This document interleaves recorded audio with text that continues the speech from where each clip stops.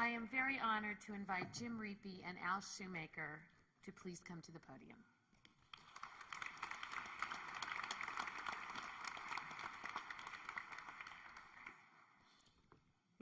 This is a great honor for me to make this presentation, because we identified Jim as a future leader when I was chairman of the board and brought him onto the board.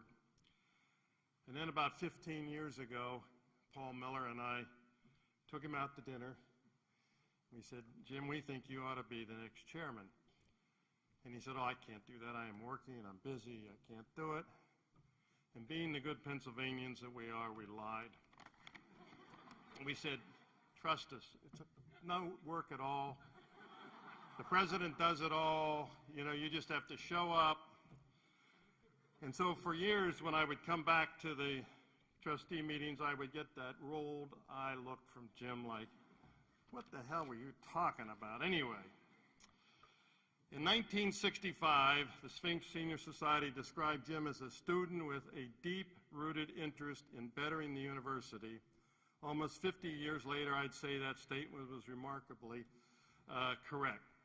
Jim's leadership at Penn is bookended by his role as football captain on one end, and on the other, by his highly productive term as chair of the Board of Trustees. In between is a catalog of accomplishments too long to enumerate, so here are just a few highlights. With a Wharton degree in hand, Jim helped to found the Vanguard Group, where he rose to executive VP. He later guided T. Rowe Price Group for nearly a quarter century, ultimately as vice chairman of the firm and chairman of the mutual funds.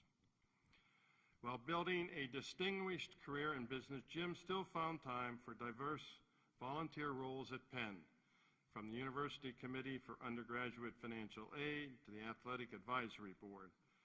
These proved to be ideal preparation for 2 decades as university trustee. Beginning in 1990, Jim served as on the facilities and campus planning, the budget and finance, and nominating committees, among others.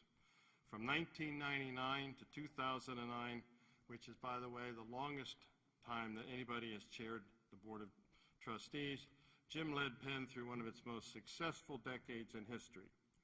He chaired the search committee that brought Amy Gutman to College Hall. He helped develop the Penn Connects Campus Master Plan that to this day guides the university's growth. He supported the acquisition of the postal lands, which we now call Penn Park. Last but definitely not least, Jim helped launch the Making History campaign that raised an historic $4.3 billion. Notably, as a longtime member of the trustee investment board, Jim's financial expertise and clear thinking were crucial to Penn's success in steering a steady course through the economic downturn. Jim's lasting influence on the health system is equally impressive. He helped to found the Penn Medicine Board of Trustees and served as its chairman from 2009 to 2011. Years that saw the opening of the Roberts Proton Therapy Center and the Smilo Translational Research Center and the naming of the Perelman School of Medicine. Jim, along with his wife Gail, who is a 1968 graduate of Penn, inspired their son to earn 2 degrees here. They also established scholarships, underwrote the renovation of the quad, and most recently established one of the presidential engagement prizes. In addition, recognition of that extraordinary commitment to the undergraduate experience, Riepe College Hall was named in their honor.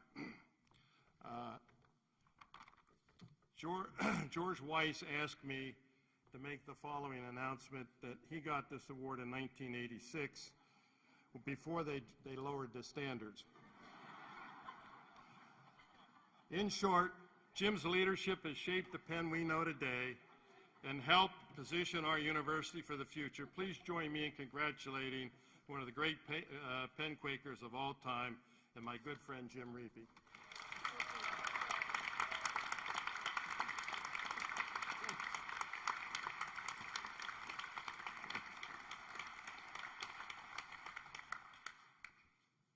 That's a tough one to follow.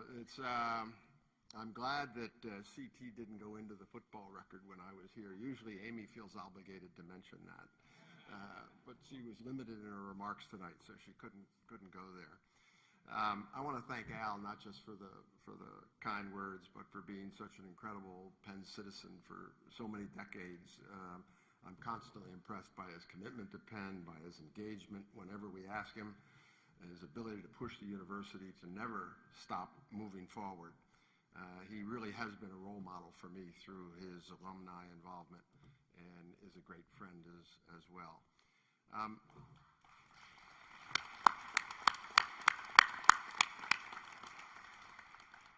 I view recognition by one's peers as the most rewarding kind of recognition one can get, because they're the ones who know what you have done. In this case, my peers are the alumni leaders who understand both the institution and what being engaged with an institution like Penn involves. So for me, receiving the Alumni Award of Merit, albeit for lower standards than used to be in place, is very important to me. It means my fellow Penn alumni understand and appreciate whatever it is that I have been able to accomplish in the various roles I've had at Penn. I think it's important for me to note that the time and the energy that I have been able to give to Penn has too often come at the sacrifice of those around me, most particularly my family. So I want to thank Gail and my children for not just tolerating my many absences from over the years as I fit Penn into my work and my home schedule, but for actually supporting me in all of those efforts.